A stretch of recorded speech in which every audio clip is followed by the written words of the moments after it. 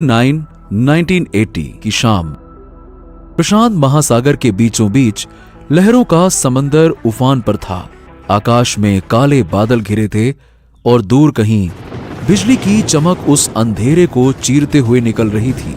और यहीं कहीं समंदर की गहराइयों और तूफानों की गर्जना के बीच एक विशाल ब्रिटिश जहाज अपनी आखिरी यात्रा पर था और इस शिप का नाम था MV डर्बीशायर।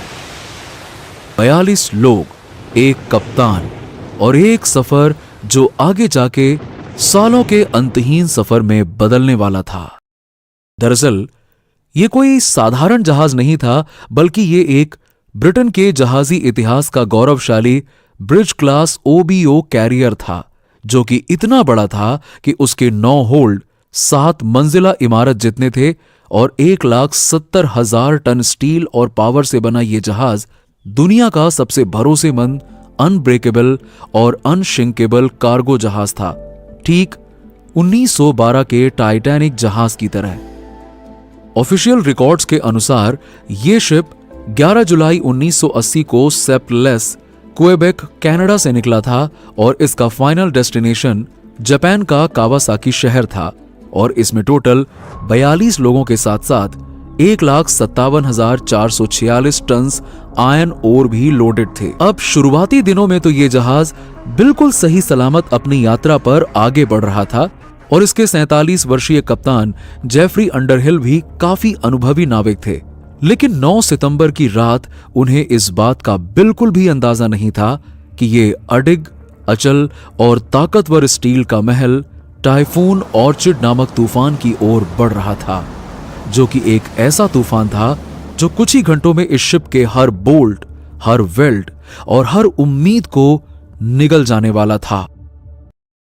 दरअसल कप्तान को पिछले 3 दिनों से मौसम की रिपोर्ट काफी उलझी हुई मिल रही थी। कहीं से ऐसा कहा गया कि तूफान दिशा बदल चुका है, तो कहीं से उन्हें पता चल रहा था कि तूफान ही अब कुल मिलाकर कमजोर पड़ गया है और इसीलिए ऐसे में उन्होंने यह तय किया कि वो आगे बढ़ेंगे। और फिर उस रात कुछ ऐसा हुआ जिसने पूरी दुनिया को हैरत में डाल दिया। दरअसल इस तूफान में वो शिप रातों रात कहीं गायब हो गया और तकरीबन 6 दिनों तक इसके साथ संपर्क करने की कोशिश लगातार करने के बावजूद भी इस पर मौजूद 42 लोगों में से किसी की भी आवाज सुनाई नहीं दी। और फाइनली जब 15 सितंबर को इसको लेकर मिसिंग रिपोर्ट दाखिल हुई, तब तक काफी देर हो चुकी थी, क्योंकि इसके बाद ना ही सर्च टीम को इसका कोई मलबा मिला और ना ही इस पर मौजूद कोई लाइफ बोट। यानी कि एक विशाल काय जहाज रातों रात समंदर में कहीं गायब हो गया और वो भी बिना एक भी निशान छोड़े। लेकिन ऐसा कैसे हो सकता है? इतना विशाल जहाज अचानक से रातों रात कहां गुम हो गया? आखिर उस रात उस जहाज पर ऐसी कौन सी घटना घटित हुई थी और जहाज पर मौजूद कप्तान के साथ वो 40 से 42 लोग कहां गायब हो गए? आइए आज हम आपको इस शिप की वो खौफनाक कहानी सुनाते हैं जो इसके गायब होने के 14 साल बाद दुनिया के सामने आई। और मैं इसे खौफनाक इसलिए भी कह रहा हूं क्योंकि यह कहानी लोगों के सोच से और अंदाजे से कहीं ज्यादा डरावनी और कहीं ज्यादा अमानवीय थी। दोस्तों, MV डर्बीशायर एक ब्रिटिश OBO यानी कि ओर बल्क ऑयल कॉम्बिनेशन कैरियर था, जिसका निर्माण 1976 में शॉन हंटर शिप कंपनी ने कराया था। यह शिप इनके ब्रिडजेट क्लास सेक्सटेक्स सीरीज की आखिरी शिप थी और जून 1976 में इसे सर्विस में लाया गया था। हालांकि उस वक्त पर इसका नाम MV डर्बीशायर नहीं बल्कि लिवरपूल ब्रिज था, जो कि 1978 में बदलकर डर्बीशायर कर दिया गया था। टाइटैनिक से दुगना विशाल एक 16 मंजिल इमारत जितना ऊंचा यह शिप उस वक्त पर किसी स्टील के फोर्ट से कम नहीं था।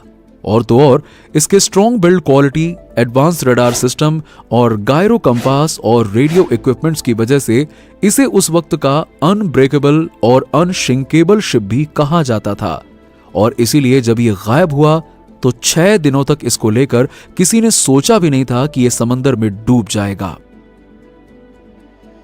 15 सितंबर को जब डर्बीशायर जहाज को लेकर अंतर्राष्ट्रीय खोज अभियान शुरू हुआ और हवाई जहाज तथा समुद्री जहाज इसकी खोज में निकले तो उन्हें वहां केवल खाली पानी के अलावा कुछ भी नहीं मिला। ना ही कोई मलबा, ना ही कोई लाइफ बोट और ना ही किसी यात्री की लाश। और यही कारण है कि उस वक्त पर ऑफिशियल्स ने यह थियरी दी थी कि शायद उस तूफान में यह जहाज कहीं डूब गया था और अब उन्हें ढूंढना नामुमकिन था। लेकिन गायब हुए लोगों के परिवारों को ऑफिशियल एक्सप्लेनेशन पर बिल्कुल भी विश्वास नहीं था। उन्हें लग रहा था कि जरूर उनसे कोई ना कोई सच छिपाया जा रहा था, क्योंकि इतना विशाल शिप अचानक से बिना कोई नामो निशान के गायब तो नहीं हो सकता था। ऊपर से इस बीच डर्बीशायर की सिस्टर शिप्स की भी घटनाएं उजागर होने लगी थी। दरअसल 1982 में लिवरपूल ब्रिज नामक सिस्टर शिप तूफान में स्ट्रेस क्रैक्स के कारण खतरे में पड़ गई। इस सुपर स्ट्रक्चर में विशाल दरारें दिखाई दी और कप्तान को क्रू को इवैक्यूएट करना पड़ा। और फिर 1986 में कुवलोन ब्रिज अटलांटिक महासागर में टूट गई।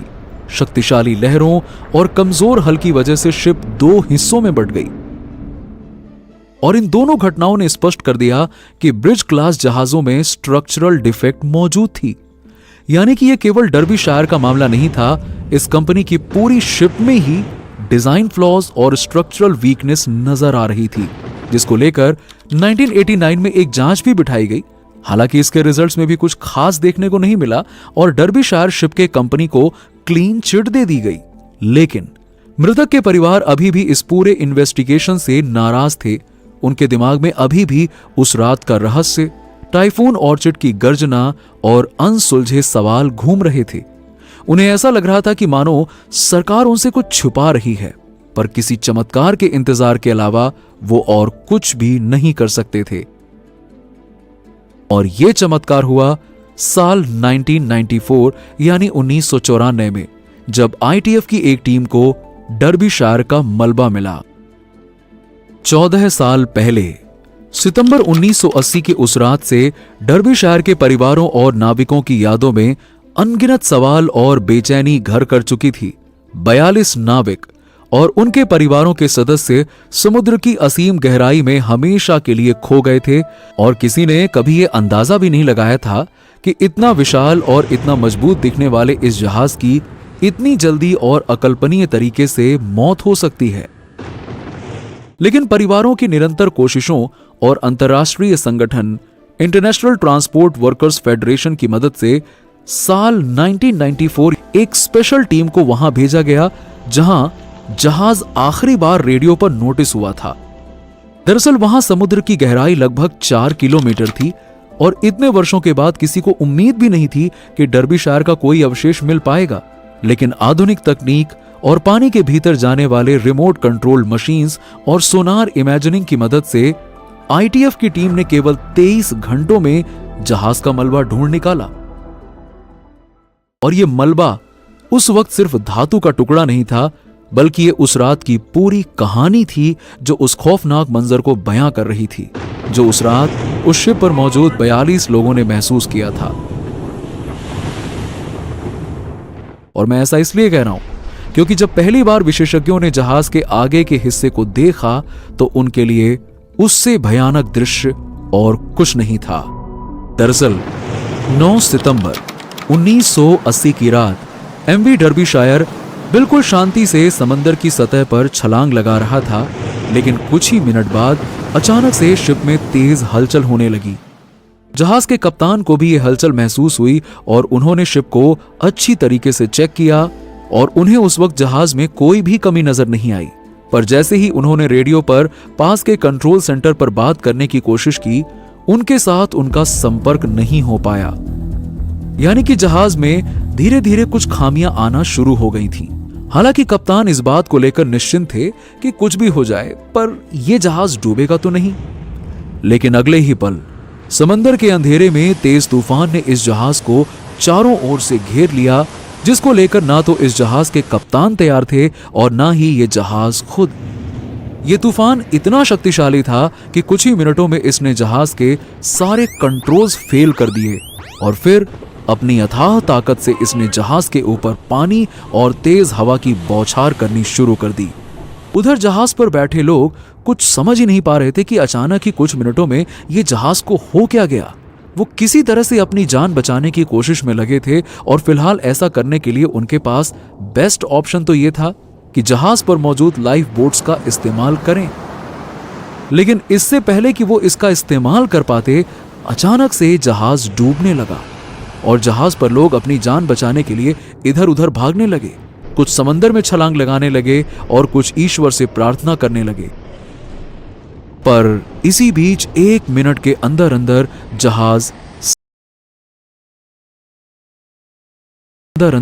जहाज समंदर की कोख में समा गया और इस पर मौजूद लोग चीखते चिल्लाते हुए समंदर के अंदर समा गए और फिर मदद की आस लगाए। उनकी सांसें फूलने लगीं और एक के बाद एक उनकी मौत होने लगी और बस कुछ ही घंटों में जहाज पर मौजूद एक एक शख्स मौत की नींद सो गया। दरअसल डर्बीशायर, जिसका प्रचार अनब्रेकेबल शिप के नाम से हुआ था, उसके आगे का हैच, जो कि लगभग एक टेनिस कोर्ट जितना बड़ा था, समुद्र की लहरों के दबाव में झुककर टूट चुका था और इसके टूटने के साथ ही हजारों टन पानी तुरंत कार्गो शिप में भर गया था, जिससे कि जहाज का अगला भाग धीरे धीरे पानी में डूबने लगा था। और यही नहीं, इसके बाद जहाज का दूसरा और तीसरा हैच भी टूट गया था, जिससे कि हवा और पानी के दबाव ने जहाज के आगे के हिस्से को पूरी तरह से कमजोर कर दिया और नीचे के टैंक और इंजन रूम भी पानी से भरने लगे थे। अब इसके बाद जहाज का अगला भाग इतना नीचे आ गया था कि अगली लहरें सीधे जहाज पर टूटने लगी। हालांकि ये बात, यानी कि जहाज की ऐसी हालत हो रही है, ये जहाज के कैप्टन को भी नहीं पता था। वो अभी भी इस कॉन्फिडेंस में थे कि उनका जहाज अडिग और मजबूत है, लेकिन वास्तविकता इससे बिल्कुल अलग थी। क्योंकि इस इन्वेस्टिगेशन के दौरान एक्सपर्ट्स ने जहाज के मेटल स्ट्रक्चर में काफी सारी दरारें देखी और वो दरारें केवल लहरों के कारण नहीं थी, बल्कि इसके पीछे का कारण निर्माण में की गई जल्दबाजी की गलतियां और अंतिम समय में किए गए डिजाइन मॉडिफिकेशंस की वजह से थे। यानी कि रियलिटी में डर्बीशायर एक अनब्रेकेबल और अनशिंकेबल शिप था ही नहीं, और यही कारण है कि यह धीरे धीरे समुद्र की ताकत के सामने हारता चला गया। इसके एक हैच के टूटने के साथ ही इसके पड़ोसी हैचेस पर एक्स्ट्रा प्रेशर पड़ने लगा और इससे जहाज में एक के बाद एक फेलियर्स हुए और जिसने जहाज के आगे की पूरी संरचना को ही कमजोर कर दिया। ऊपर से भारी दबाव के कारण जहाज के भीतर के हवा के टैंक भी फटने लगे और धीरे धीरे पूरा जहाज पानी में डूबता चला गया। यानी कि डर्बीशायर के सिस्टर शिप्स के साथ जो घटनाएं हुई थीं, ठीक वैसी ही घटना का शिकार एमवी डर्बीशायर शिप भी हुआ था और इसीलिए इन दोनों ही घटनाओं ने कंपनी के दावों की पोल खोल दी और यह साबित कर दिया कि ब्रिज क्लास के जहाजों के निर्माण और डिजाइन में गंभीर कमियां थीं। और डर्बीशायर इसका केवल पहला शिकार नहीं था, बल्कि इस शिप के सीरीज के सारे शिप्स में ये कमियां मौजूद थीं। इसके साथ साथ एक्सपर्ट्स ने यह भी पाया कि उस रात समुद्र में अनयूजुअली हाई वेव्स डर्बीशायर पर अत्यधिक दबाव डाल रही थी, जबकि हैचेस का डिजाइन केवल लिमिटेड वाटर प्रेशर को सहन करने के लिए ही डिजाइन किया गया था। और यही कारण है कि उन अनयूजुअल वेव्स ने अचानक से शिप के ऊपर प्रेशर बढ़ा दिया और यह प्रेशर शिप के मेटल बॉडी को तोड़ने लगा और हैचेस एक के बाद एक फटने लगे। दरअसल जब एक्सपर्ट्स ने इस शिप के अलग अलग टुकड़ों का इन्वेस्टिगेशन किया तो पाया कि जहाज के बीच और ऊपर के हिस्सों में भी दरारें और बॉडी के झुकने के निशान थे, जो कि यह साफ दर्शाता था कि यह कोई सामान्य तूफान की घटना नहीं थी। ये छोटे छोटे डिजाइन फ्लॉज और कंस्ट्रक्शनल डिफॉल्ट्स का परिणाम था, जो समुद्र की शक्ति के सामने जहाज को असहाय बना दिया गया था। वहीं जब जहाज के हैच, टैंक और इंजन रूम का विस्तृत निरीक्षण किया गया तो एक्सपर्ट्स ने यह पाया कि सबसे आगे का हैच केवल 2 मीटर पानी का दबाव सहन कर सकता था, लेकिन उस रात लहरों का दबाव इससे 10 गुना अधिक था। इस दबाव ने हैच को झकझोर कर तोड़ दिया था, जबकि दूसरे और तीसरे हैच का टूटना डोमिनो इफेक्ट की तरह हुआ था और फिर इन तीनों हैचेस के टूटने के कारण पूरे जहाज का आगे का हिस्सा पानी में डूब गया और बढ़ते हाइड्रोस्टैटिक प्रेशर ने जहाज को अंदर से फाड़ दिया। और यही कारण है कि जांच में यह स्पष्ट किया गया कि जहाज पर मौजूद लोग, कप्तान जेफरी अंडरहिल और 42 नाविक पूरी तरह मासूम थे। वो अनुभवी थे और तूफान से निपटने के लिए सही सही नॉटिकल प्रोसीजर्स अपना चुके थे। उन्होंने अपनी तरफ से सब कुछ किया। उन्होंने स्पीड कम की, बो को वेव्स के एंगल पर रखा, कार्गो सिक्योर किया और सिस्टम्स को मॉनिटर किया। लेकिन हादसा इतनी तेजी और इतनी शक्तिशाली वेव्स के कारण हुआ कि वो कोई अच्छा और ठोस कदम नहीं उठा पाए। और यही कारण था कि किसी ने भी उस दिन डिस्ट्रेस कॉल या मेडे कॉल नहीं किया। अब आप खुद ही अंदाजा लगा सकते हैं कि कैसे उस दिन एक झटके में शिप पर मौजूद 42 लोगों की जान चली गई होगी। कोई शिप के मलबे के अंदर दबकर मर गया, तो किसी को समुद्र ने अपने आगोश में ले लिया होगा, और तो और काफी समय तक मदद की गुहार लगाते रहे होंगे कुछ लोग। लेकिन उस खौफनाक समंदर में भयंकर तूफान के आगे उनमें से किसी की भी एक ना चली होगी और वो निर्दोष होते हुए भी इस निर्मम घटना का शिकार हो गए होंगे।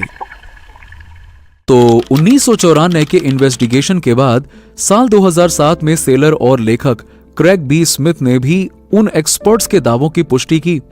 उनके स्टडी से यह पता चला कि उस रात जहाज को 20 मीटर ऊंचे पानी का दबाव सहना पड़ा, जो कि हैच के डिजाइन लिमिट से 10 गुना अधिक था।